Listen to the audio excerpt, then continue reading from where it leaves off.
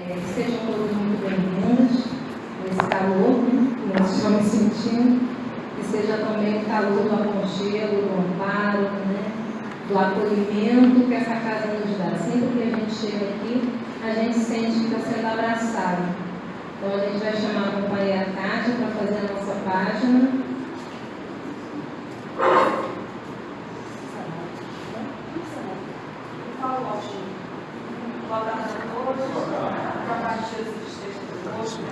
Tudo bem. Não.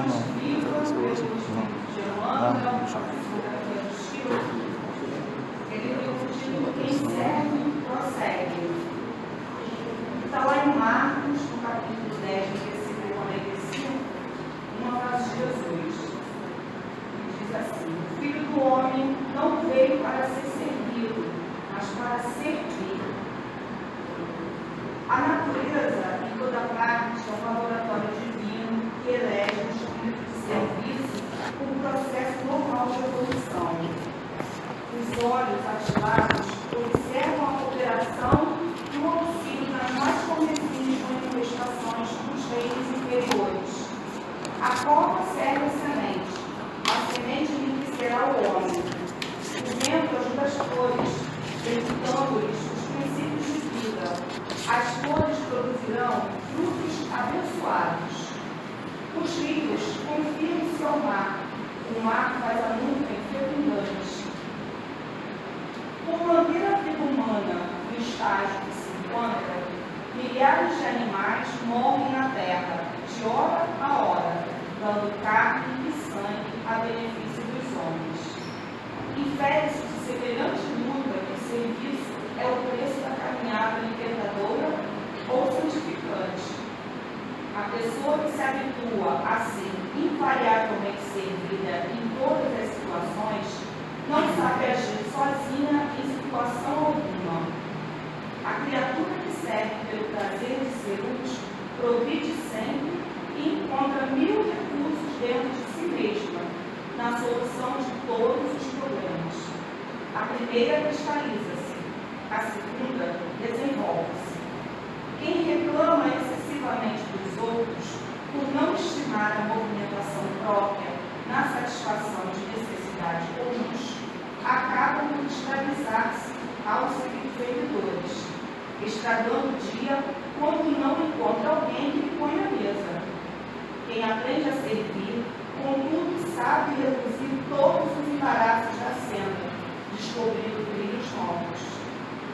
A aprendiz do Evangelho, que não improvisa a alegria de auxiliar os semelhantes, permanece muito longe do verdadeiro discipulado, porquanto, companheiro fiel da Boa Nova, está informado de que Jesus veio para servir e desvela-se a benefício de todos até o fim da luta. Se há mais alegria em dar que em receber, há mais felicidade em servir que em ser servido. Quem serve, prossegue. Possamos ter uma tarde abençoada de estudo, que eles envolvam fundo dos nossos corações, porque a página diz, quem serve, prossegue.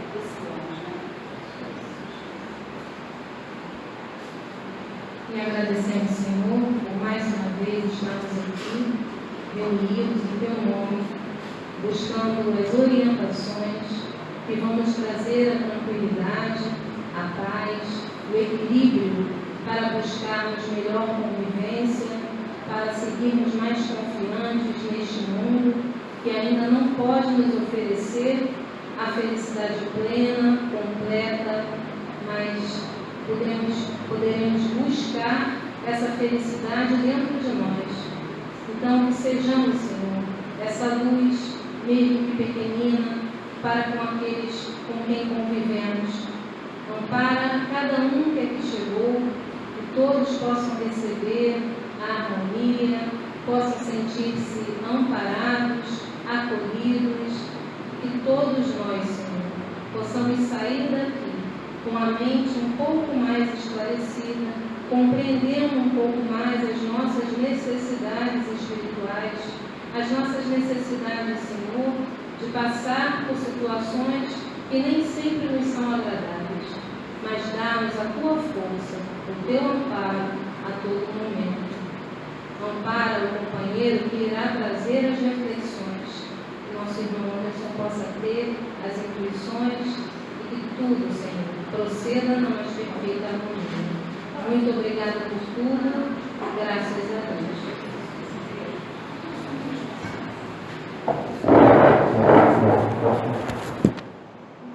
Boa tarde. Boa tarde. Vamos pedir a Jesus que nós possamos, através da doutrina espírita, refletir sobre a felicidade. A felicidade não é deste mundo. Está no capítulo 5, Bem-aventurados os aflitos. Um dos maiores problemas que o ser humano tem é desconhecer quem ele é e qual a sua origem, qual o seu destino, por que ele está aqui. E ao não saber disso, ao não ter maiores detalhes dessa informação, a busca pela felicidade fica presa às coisas materiais. Nós, a sociedade que vivemos, e Kardec vai falar disso nesse livro, confunde os bens materiais, ter coisas, ter situações, com felicidade. E isso está muito entranhado na gente. A limitação torna as pessoas muitas vezes amargas. Muitas vezes a escassez é sinônimo de perda. A pessoa se sente vítima da situação. E isso acaba fazendo com que as doenças psicossomáticas, o desânimo, a depressão, a angústia e os vícios cresçam. A doutrina espírita, ela traz algumas informações que podem ser terapêuticas, se quisermos. A primeira é: Deus existe. A segunda informação é: Deus é a suprema inteligência. A terceira é: o acaso não existe. Nada acontece por acaso. Mais algumas informações para a gente compor o quadro da felicidade não é deste mundo. A quarta informação, vocês não vão gostar de ouvir, mas eu vou dizer assim mesmo: todos nós vamos desencarnar, ninguém vai ficar para sempre aqui. Hoje a gente estava almoçando e tinha uma senhora, uma família no restaurante, e ela estava fazendo 102 anos. Fazendo 102 anos, lúcida e com um copinho de cerveja. E o restaurante todo mundo lá foi lá falar com ela, porque é uma coisa assim que todo mundo quer, né? 102 anos sem maiores problemas. Mas vejam bem, ela também vai desencarnar. Pode demorar um pouquinho mais. Todos nós vamos desencarnar. Esses dados, vocês vão juntando, que a gente vai começar a entender o seguinte: nós somos transeuntes no mundo material. Aqui nós estamos de passagem. A gente fala muito isso, né? Nada acontece por acaso, estamos de passagem, mas nem sempre a gente reflete sobre isso. E isso vai ter influência direta na questão da felicidade. Por quê? A felicidade não é deste mundo físico. De que mundo que é? Do mundo íntimo. Porque vejam bem, a pessoa desencarnou. Ela era noiva e desencarnou. e foi levada para um local belíssimo. Local belíssimo. Uma paisagem assim na janela dela que a gente não tem condições de imaginar. Que local maravilhoso lá no mundo espiritual. Muito lindo. As flores eram luminosas. O vento cantava músicas de Johann Sebastian Bach. A estrada, os jardins, tudo era maravilhoso, as pessoas sempre sorrindo, e ela angustiada. Por que ela estava angustiada? Porque o noivo estava aqui, e ela chorosa. Por que ela estava chorosa? Porque o noivo estava encarnado. Ela, no mundo espiritual, num local belíssimo, desencarnada, estava feliz. Hein, gente? Porque ela colocou a felicidade dela numa pessoa, no relacionamento. Para ela, o mundo dela era o noivo. E aí ela foge da cidade. Olha só que coisa estranha. Ela foge da cidade espiritual e tenta vir à terra para poder encontrar o noivo, obcecada. Então, se você disser a felicidade está no mundo espiritual, vejam bem,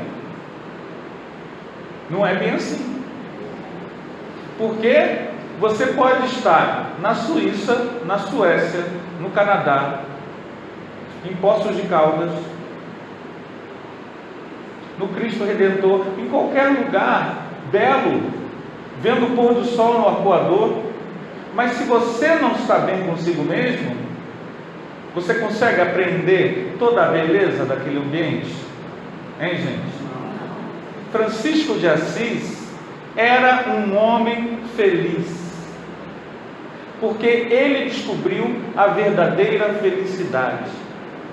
A verdadeira felicidade é íntima, é um estado de bem-aventurança que só os que amam possuem. Tem uma lenda que diz assim, uma lenda: Francisco de Assis perguntou à árvore o que é felicidade, e ela se floriu todinha. Francisco de Assis abraçava a vida, os animais, os homens, a pobreza, a morte, tudo com um imenso estado de felicidade, de bem-aventurança. Se tinha louça para lavar, ele reclamava, espraguejava, ele dizia, graças a Deus. Se tinham leprosos para cuidar, ele dizia, ai meu Deus, que coisa. Ele ia e cuidava. É um estado íntimo. Então, vejam bem, se a felicidade é um estado íntimo, se a própria mensagem que nós acabamos de ler fala da felicidade de servir, por que a sociedade, a humanidade, porque nós não estamos tão felizes? Porque nós não vivenciamos. Jesus escreveu quantos livros, hein, gente? Quantos livros Jesus escreveu? Jesus viveu.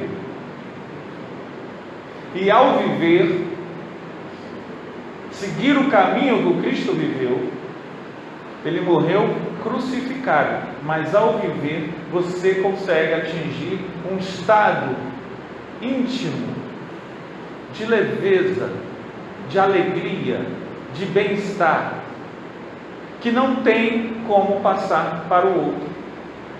E como isso não é uma coisa que você possa comprar na farmácia, não vai ser um remédio que vai te dar, não vai ser uma droga qualquer, não vai ser uma pessoa, não vai ser o dinheiro. E como nós estamos reencarnados e esquecidos que somos reencarnados, nós não conseguimos ter coragem de tentar os exemplos e os ensinos de Jesus no nosso dia a dia. Por isso que você consegue comprar um carrinho, Aí você está com um carrinho, você está feliz. Aí teu tio, teu primo, teu irmão, teu cunhado compra um carro maior. Aí você já não está mais feliz. Você consegue uma casa. Aí o teu irmão consegue uma casa no Recreio. Aí você já não está mais feliz. Você consegue ir até Friburgo. Aí o teu colega do trabalho vai até Paris. Aí você já não está mais feliz. A gente vive num processo de ambição e de competição, em que a gente olha para o outro, vê o que o outro tem e o que a gente não tem. E isso acaba criando o quê? Um estado de infelicidade, em que nós, mesmo acreditando que vamos morrer um dia, a gente acredita, a gente chega aqui e fala, olha, notícia triste, já falei essa notícia triste outras vezes aqui, todos vamos morrer um dia, mas na verdade ninguém morre. Mesmo assim, a hipnose do materialismo é muito forte. Daí a doutrina espírita, ela tem como missão acabar com as ideias materialistas dentro de nós. No livro O Céu e o Inferno, de Allan Kardec, Kardec colocou mensagens de vários espíritos em várias situações no mundo espiritual. E lá estão os espíritos felizes, aqueles que, estando no mundo espiritual, estão muito bem. Todos esses que estão felizes, eles estão felizes porque foram úteis, se colocaram a serviço do mundo, se tornaram pessoas que aprenderam a se doar. Então a gente vai perguntar a vocês: o que vocês amam fazer? Não vai dar para uma palestra, não é um seminário, não vai dar para vocês anotarem. Eu quero apenas que vocês pensem. Vocês não vão compartilhar, mas vamos pensar. O que você ama fazer? Gosta de fazer? Não vamos colocar limites. Você gosta, te dá muito prazer de fazer, você faz bem, te é agradável. Vamos pensar nisso, nessas coisas. Pois bem, essas coisas que vocês pensaram, eu vou dar mais alguns segundos, tá bom? Vamos pensando aí. Eu gosto de fazer isso, eu gosto de fazer aquilo. O que te dá muita alegria? Que coisas te comoveram? Assim, você viu aquilo e aquilo te emocionou.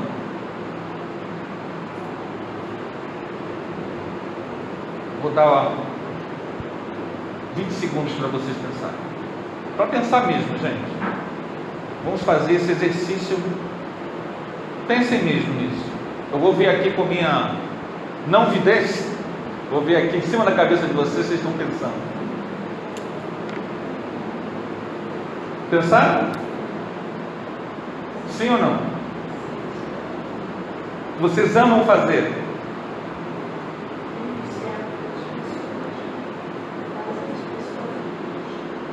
A senhora gosta?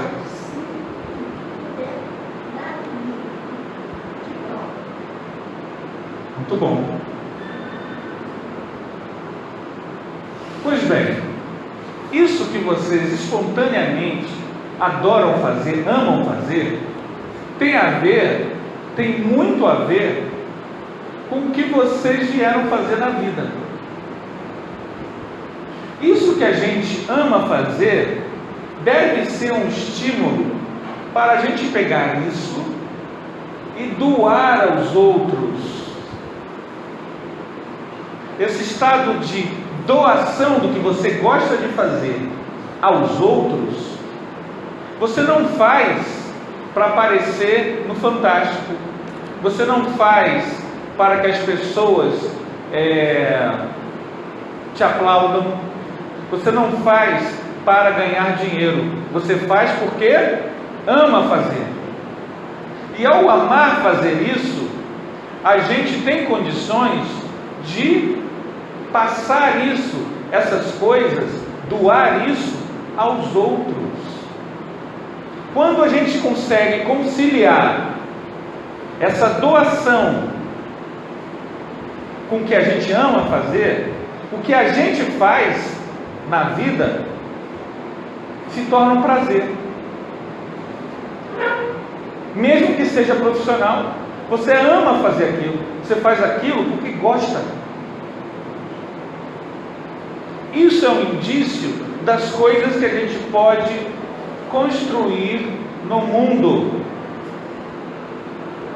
Uma das coisas que mais me impressiona, e por isso que eu falo quase muito dela, é o livro Voltei, de irmão Jacob. Logo no início do livro, quando ele desencarna, irmão Voltei é um livro psicografado em 1947 por Chico Xavier. É um livro muito importante. Todos nós precisamos ler esse livro, Voltei, e meditar nesse livro. É uma pérola, é uma preciosidade. É um livro que deve ser estudado e meditado. O irmão Jacob foi espírita. O nome dele, Frederico Figner. Para nós hoje esse nome não significa nada, mas nos anos 20, nos anos 30, nos anos 10, todo mundo conhecia as casas Edison. As casas Edison que eram donas dos gramofones e dona de vários de direitos autorais das músicas no Brasil. E quem era dono das casas Edison? Frederico Figner. Então ele era uma pessoa muito rica, e ele era judeu e era espírita, e era uma família tradicional de classe alta, com uma educação de altíssimo nível, um orador então, um excelente orador, de uma cultura vasta, falava inglês nos anos 20, ele rodava o Brasil todo com as suas próprias custas, pregando a doutrina espírita. Ele desencarnou, foi amparado por Dr. Bezerra de Menezes, e no início, quando o Dr. Bezerra de Menezes está levando ele e mais ou menos mais uns 15 espíritos, todos desencarnados, é uma caravana, está sendo levada para uma cidade espiritual, ele já desencarnado, ele percebe que naqueles 15 espíritos, uma senhora tinha luz. Vocês imaginem a gente aqui, né?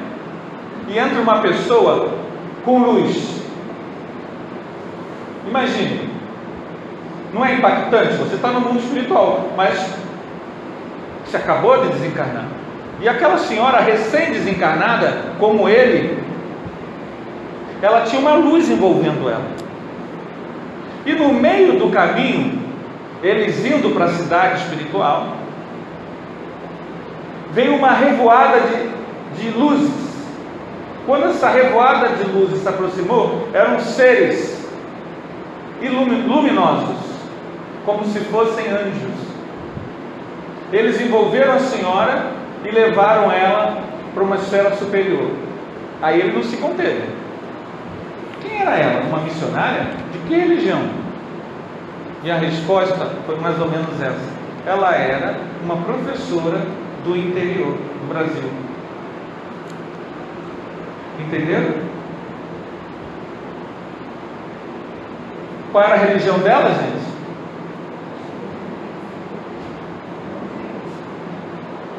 Fora da caridade não há salvação. Não se sabe se ela era umbandista, evangélica, ateia, católica, espírita, porque não foi isso que deu a ela luz. O que deu a ela luz? Ela amava o que fazia, e ela fazia com muito amor. Isso dava a ela esse estado de felicidade que Jesus prometeu a todos que têm sede. É a água que sacia para sempre, é a felicidade, é luz. Seres luminosos são seres que doam. Olha só o movimento. Você doa. Ao doar com amor, você está irradiando bons sentimentos. Esse movimento de doação é a irradiação de bons sentimentos. Quando você tem ciúme, quando você tem apego à sua casa, ao seu carro, à sua família, quando você odeia a sua sogra, o seu cunhado que pegou aquele dinheiro que você não pagou, o teu irmão que não sei o que, não sei o que lá, o teu vizinho que joga o cocô do cachorro na tua calçada, ou que você imagina, não, alguém jogou. Quase não tem cachorro solto no Rio de Janeiro, né? Então, se tem cachorro na tua calçada, a pessoa pensa logo assim: ah, não, alguém pegou o cocô e botou aqui. Esse estado de pensamento irradia luz. Percebe? Você pode ser católico, espírita, pastor, orador, evangélico, o que for, milionário, mas se o teu estado de espírito é um estado de espírito de disputa, de agressividade, de desconfiança, de apego, de ciúme, o que você está irradiando? E isso que você está irradiando, a doutrina espírita ainda diz o seguinte, para a gente pensar muito nisso: tudo que você joga no universo retorna a você. Então, existe nós, eu, pensemos assim, eu, pensaram? E existem o mundo, o universo, o que não sou eu. Tudo que não sou eu é a criação divina. O que eu jogo para o universo? Angústia, medo, carência, raiva. Se esse conjunto de emoções, reações, são preponderantes na minha vida, eu não vou conseguir ser feliz nem aqui e nem desencarnado. Quando Jesus veio à Terra, aconteceu uma coisa muito interessante. Grandes ensinos espirituais já existiam no mundo, mas eles eram reservados nos templos de iniciação, eram muito secretos, porque se passava a seguinte ideia: se o povão tiver acesso a isso, eles vão usar isso para o mau caminho. Jesus traz uma iniciação diferente. O processo iniciático do Cristo é a luz do dia. Ele transforma a vida num processo de superação. Como? Lidando com as pessoas, auxiliando quem não tem, irradiando o sentimento de amor. Quando a gente vai estudar o Jesus histórico, a gente descobre que muito pouca coisa se tem sobre Jesus no início e do início do cristianismo. Mas uma coisa a gente sabe: os primeiros cristãos, assim que Jesus desencarnou, criaram as casas do caminho. Então, antes de pensar em qualquer teologia, esses primeiros cristãos foram servir a humanidade. As casas do caminho acolhiam qualquer pessoa, seja ele judeu, samaritano ou romano, qualquer pessoa.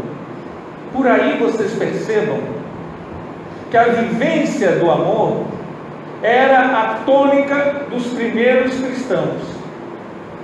Isso foi se perdendo, porque o mundo físico, ele tem uma força hipnotizante que acaba dizendo para nós: divirta-se, tenha sensações, busque no prazer a sua felicidade. Só que o prazer das coisas físicas, elas são passageiras, elas não duram. A raiz do vício, pelo menos do crack, os especialistas contaram, no crack, a pessoa que usa o crack pela primeira vez, crack é uma droga, né, gente? Uma droga que esfacela a alma da pessoa, é uma coisa horrível. Há uns anos atrás, era um ano novo, eu estava na casa da minha mãe, eu não me lembro agora se era ano novo ou era jogo do Brasil, não me lembro agora, mas eu sei que eu estava lá dentro, e minha mãe foi para a rua, lá com os vizinhos, e minhas filhas e minha esposa foram também, então eu não vi a cena, elas me contaram depois. Lá no vizinho estava, acho que era jogo do Brasil, não sei, e tinha aquela coisa que as pessoas fazem, e minha filha mais nova estava lá, e chegou um rapaz cracudo e ameaçou ela com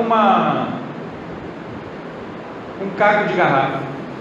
Só que tinham rapazes ali, eles viram e foram atrás dele. Ele saiu correndo. Quando eles estavam chegando perto dele, sabe o que ele fez? Ele foi, se jogou de cabeça no chão, abriu a cabeça, e aí foram socorrer ele, porque na verdade essa droga, ela faz com que a pessoa se torne quase que um zumbi. Mas vejam bem, os especialistas do crack disseram que a primeira vez que a pessoa usa, o prazer que o cérebro da pessoa sente é intenso, é muito, muito, muito grande, e é tão grande que a pessoa fica viciada. O crack não é uma coisa que a pessoa possa sequer experimentar. E depois disso, a pessoa fica usando de novo, procurando o quê? Repetir aquele prazer que ela obteve na primeira vez que usou. Ela não consegue, ela fica dependente daquele processo. O vício material, ele tem essa qualidade, a qualidade de não trazer felicidade. Ele traz uma euforia momentânea, ele traz um prazer egoístico momentâneo. Vocês sabem qual é a maior causa de morte no mundo? Nós fomos fazer essa pesquisa. O que mais causa morte no mundo é acidente automobilístico. É o que mais mata mais que doença e mais do que guerra. Por quê? Porque muitas vezes, apesar do risco que é dirigir, nós não tomamos todos os cuidados. Pela faixa etária dos que estão aqui, a gente lembra que há bem pouco tempo, há mais ou menos 25 anos atrás, ninguém usava cinto de segurança, né? Ficava pendurado, era aquele cinto abdominal que você nunca via, era praticamente um apêndice, era algo, e se morria muito por causa disso. Vocês vejam o nível da nossa inconsciência. Fizeram campanhas, foi uma das coisas mais felizes. Não me lembro que governo foi, não importa. Sei que foi maravilhoso, porque se morria muito. E graças às multas que a gente começou a receber, as pessoas hoje, usar cinto se tornou um hábito. Agora os acidentes voltaram a aumentar. Adivinhe por quê? O nível de distração no trânsito aumentou muito. Isso não é no Brasil não, tá, gente? São dados mundiais. Nós não podemos nos dar ao luxo de perder a vida antes da hora por imprudência. Daí que o uso do álcool, o uso do celular, o abuso da adrenalina, quando você está com o automóvel, acaba trazendo a ilusão de um prazer que irremediavelmente traz a morte. A maioria das pessoas que no Brasil desencarnam em acidente de automóvel são pessoas da faixa etária de 18 a 30 anos. Eu, há muitos anos atrás, morava perto daqui e tinha uma festa junina, chamava Paraquedas, não sei se alguém lembra disso. E isso é muito antigo, né? Lá perto do cemitério, lá perto da igreja. E lá tinha pega. Pega era corrida de carros. 1, 2 horas da manhã começava aquilo. E uma vez eu vi o carro virar e cair em cima de um jovem, e o jovem morreu. Eu devia ter 16 anos, 17. Isso tem muito tempo. E aí você fica pensando, as pessoas na busca pela sensação, pelo perigo, ainda mais um jovem, né, que ele acha que não vai morrer nunca, ele acaba buscando no álcool, na droga, no risco, o prazer, e morre cedo ou fica inválido. Eu me lembro que numa Olimpíada, numa dessas Olimpíadas, há muito tempo, depois da Olimpíada vem a Paraolimpíada, não é isso? Eu me lembro que o time de Brasil de basquete, todos eles, são 5 jogadores de basquete, se não me engano, desculpem a minha ignorância, acho que são 5 jogadores. Os 5 jogadores titulares não tinham perna. Todos eles foi acidente automobilístico. E eu fiquei muito impressionado com isso. Então, vamos ver que quando a gente fala felicidade não é deste mundo, a gente precisa entender que a busca desenfreada por uma felicidade ilusória acaba trazendo dor. A causa de muitos conflitos que nós alimentamos através dos séculos tem como principal causa as relações amorosas. É comum em reunião mediúnica o espírito vir reclamando de situações em que houve traição, abandono, ou simplesmente o espírito não aceita que a pessoa tenha relacionamento, ele desencarnado e a pessoa encarnada, e ele busca atravancar a vida emocional da pessoa. Por que isso? Ela está viciada no outro. Chama-se o quê? Qual o nome disso, gente? Egoísmo. No livro Ação e Reação, de André Luiz, acho que é Ação e Reação, o mundo espiritual tem várias frequências vibratórias, vários níveis, vários planos.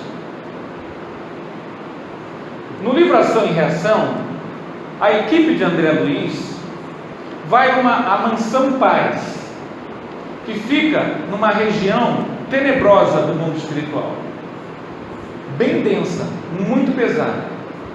É um local de resgate, no meio das zonas inferiores. André Luiz chama aquelas regiões de zonas infernais.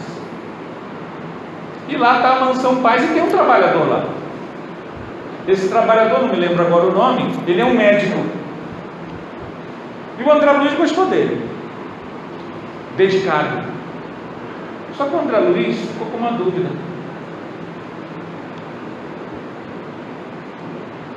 Vendo a dedicação dele lá, qual era a dúvida de André Luiz, gente? Mansão Paz fica em regiões muito pesadas.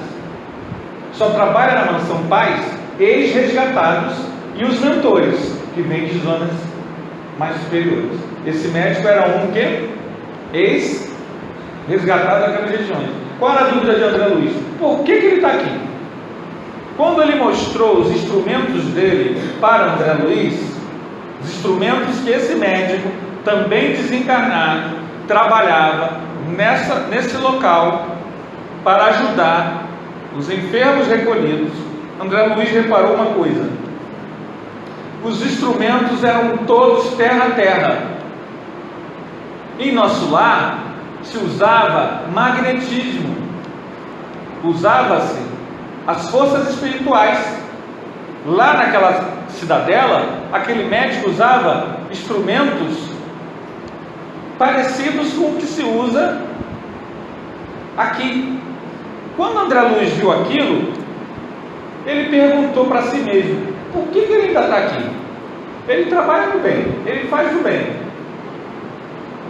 Esse médico, vejam bem, foi feliz na terra,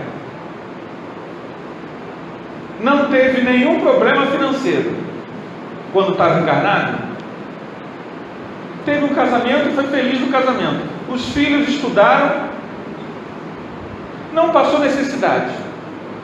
Por que ele estava nessa região? O problema dele começa quando ele desencarna. Ele desencarnou, passou-se alguns anos, ele descobriu que o quê?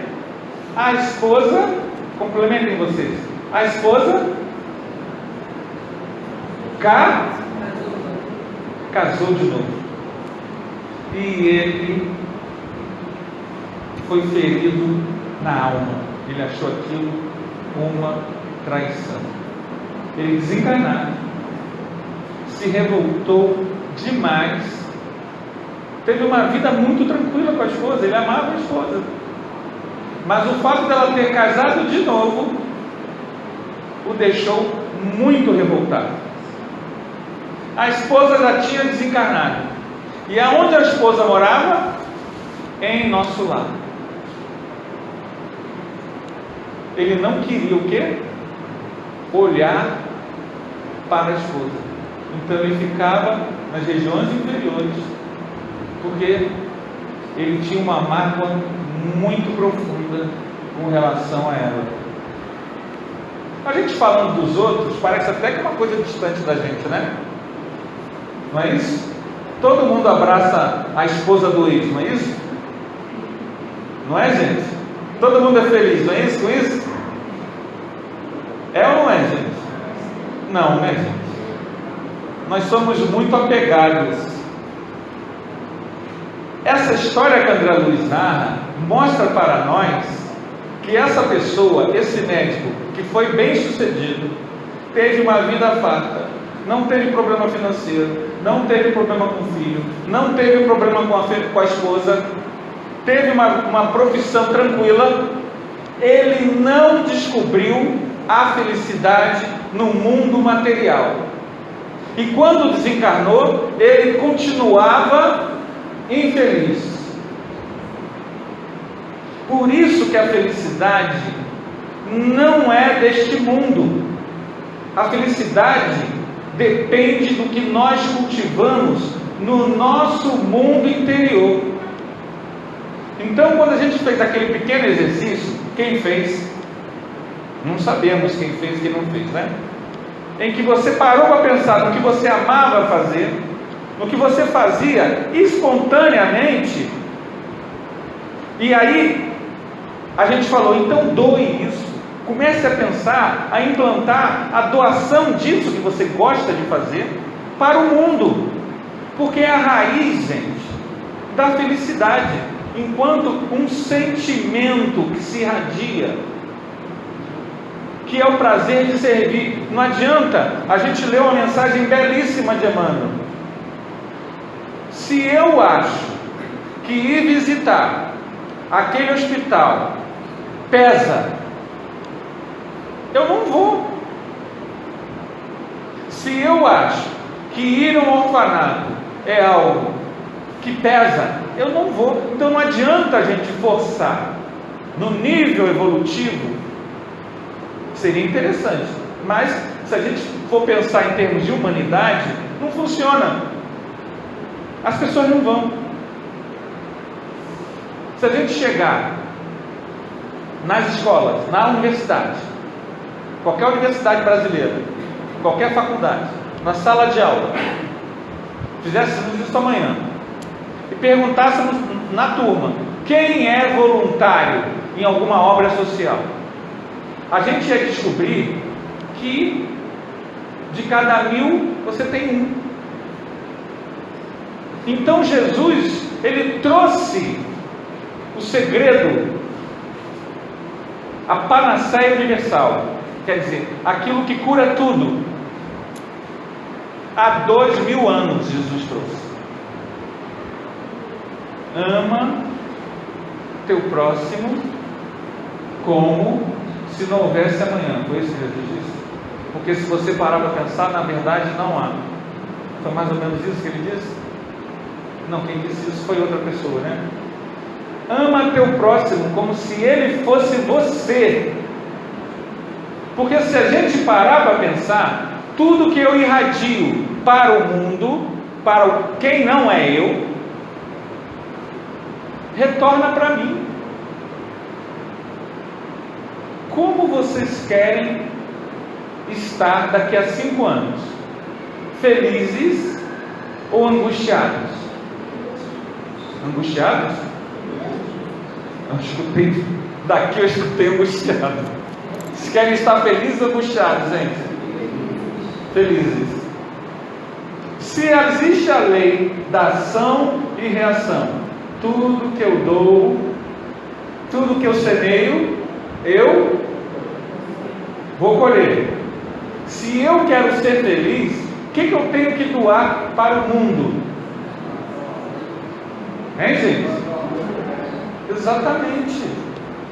Doar felicidade, plantar amor e carinho, doar bons sentimentos, como aquela professora do livro Voltei. segredo da iluminação interior. Começamos como? Hoje nós aqui não tivemos uma palestra, não temos tempo de escrever. Chega em casa e começa a pensar nas coisas que você ama fazer e começa a doar isso para o mundo. De alguma forma, busca um caminho, Vê-se na casa espírita, não tem como você participar desse trabalho, se não há um trabalho que se identifica com isso. Se não tiver na casa espírita, tenta fazer sozinha, tenta fazer em grupo, tenta fazer solitária, de forma solitária, mas de forma solidária. Isso é o segredo da felicidade. No livro Fonte Viva, tem uma mensagem, se não me engano, tem como título Apóstolos. Essa mensagem, ela é muito forte, porque ela diz quem são os apóstolos. Apóstolo é aquele que converte a sua vida numa doação da mensagem. Então, apóstolo é aquele que entendeu que é imortal, aquele que entendeu que não existe morte, aquele que entendeu que Deus existe, está aqui e nos ama. Vocês sabiam que Jesus de Nazaré conhece vocês? Vocês já sabiam disso? Já pararam para pensar que, sendo um ser cósmico de uma evolução inimaginável, ele sabe quem é Anderson Fernando dos Santos? O meu nome eu posso falar todo, né? De vocês eu não sei. Vânia Paixão, acertei, né? Ele sabe quem é. Eu não estou dizendo que ele conversa com a gente, não. Eu estou dizendo o seguinte: nossa, Anderson está assim, assim, assado. Ele sabe. Ele não conhece só o Chico, Dr. Bezerra, Maria Teresa de Calcutá, não. Ele nos conhece também, um a um. Então, nós não estamos sós. Não há motivo, se somos imortais, sabemos disso, não há motivo para não sermos otimistas. Haja o que houver no mundo material, nós somos imatáveis e imorríveis, vamos viver para sempre. Deus é amor e Ele construiu tudo que existe. Então, tudo que existe é filho do amor. Por que ser pessimista? Por que colocar as nossas ambições em bens materiais? Por que nos angustiar por momentos passageiros? Por que não começar a vibrar o sentimento que a gente quer para o mundo?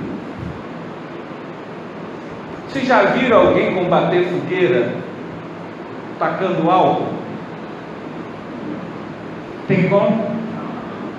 Então, diante das pessoas complicadas, das pessoas difíceis, das pessoas que nos irritam, que nos incomodam, das pessoas que nós julgamos que são antipáticas, que são isso, que são aquilo, não adianta a crítica azeda, porque quando eu me torno um juiz implacável do outro, o que eu estou irradiando? Luz ou tormento? Por isso que os espíritos enfermos, os obsessores mais tristes, eles se colocam como vingadores, como juízes dos outros. Nós não temos como mudar ninguém, mas nós podemos estimular no outro o seu melhor, vibrando para ele os melhores sentimentos. Você irradia a luz. É por isso que a prece, ela funciona. A oração, ela embala as pessoas em boas vibrações. Aquelas boas vibrações, elas podem não ter um efeito imediato, mas elas ficam circulando em torno da pessoa, buscando estimular na pessoa a sua elevação de padrão vibratório. Boa parte de uma reunião mediúnica, o seu resultado positivo é quando o grupo está vibrando sentimento de amor, porque quando o Espírito vem e dá a sua comunicação, independente do discurso do esclarecedor, o choque daquela vibração melhor tira ele daquela hipnose do ódio. Ora, se isso funciona na reunião mediúnica a curto ou longo prazo, isso funciona com as pessoas encarnadas também. Um amigo meu,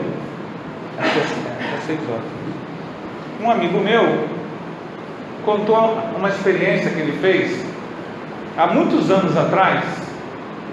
Ele trabalhava no Banerj. Tem gente aqui que nem deve conhecer, né, Banerj, né? Lembro? Tinha um bem ali na...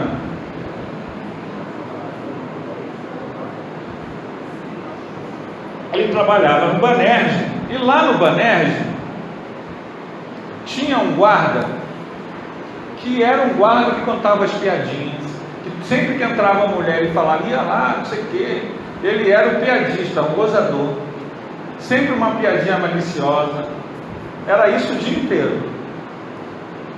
Isso ele me contou.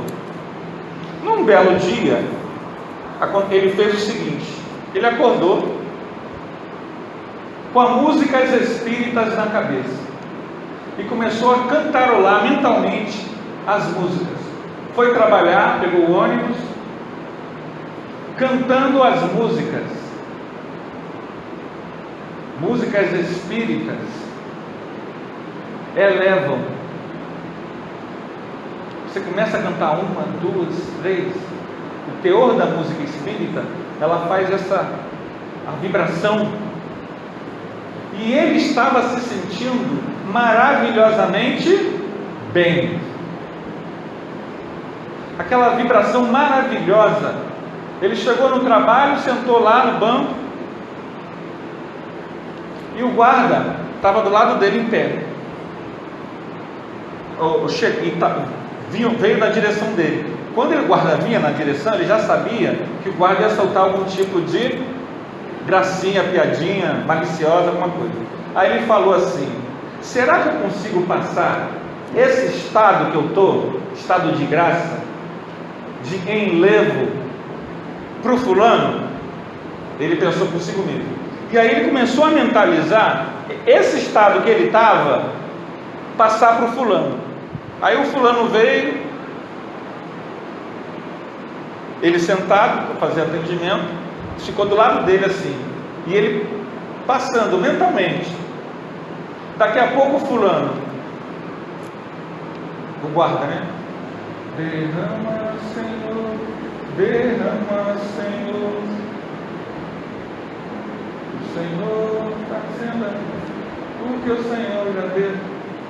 Aí ele olhou para o amigo meu, né, Luiz? Engraçado, minha mãe cantava essa música na minha infância. Eu do nada comecei a lembrar disso. Esse amigo meu, Anderson levou um susto, porque a gente acredita, conhece, mas quando tu vê na prática a coisa funcionando, ele levou um susto, porque ele não esperava que aquela pessoa, daquele tipo de, fosse a última pessoa na vida, ele pensou que ia cantar um salmo. O que esse amigo meu fez, gente?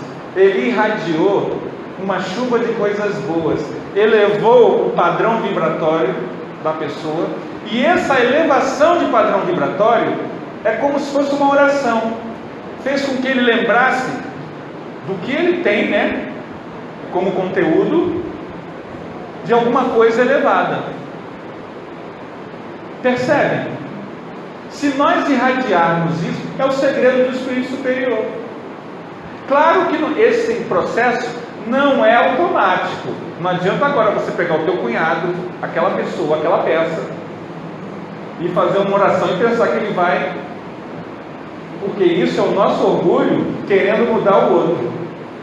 Mas nos dá uma referência de que estar feliz é irradiar isso.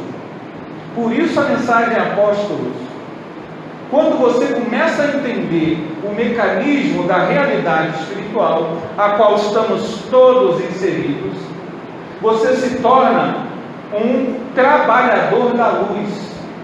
Em que sentido? Você é um elemento irradiador de luz para o mundo. O pessimismo não encontra mais espaço dentro de você. Quando a gente se livra do pessimismo, o assédio, a obsessão não nos tocam mais. Claro que isso tudo são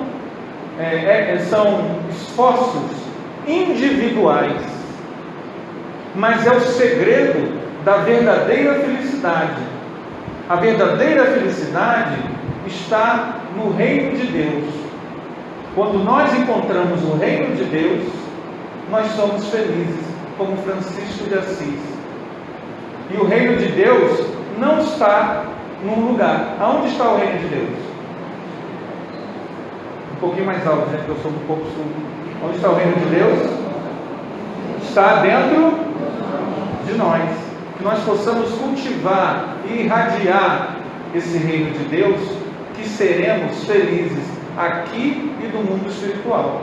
Tá bom, gente? Obrigado aí pela atenção de vocês. Que Jesus nos estimule à verdadeira felicidade.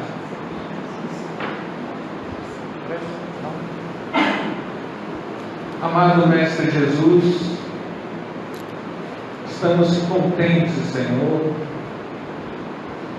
porque estamos aqui. Somos agradecidos, Jesus, a Allan Kardec pelo legado da doutrina espírita.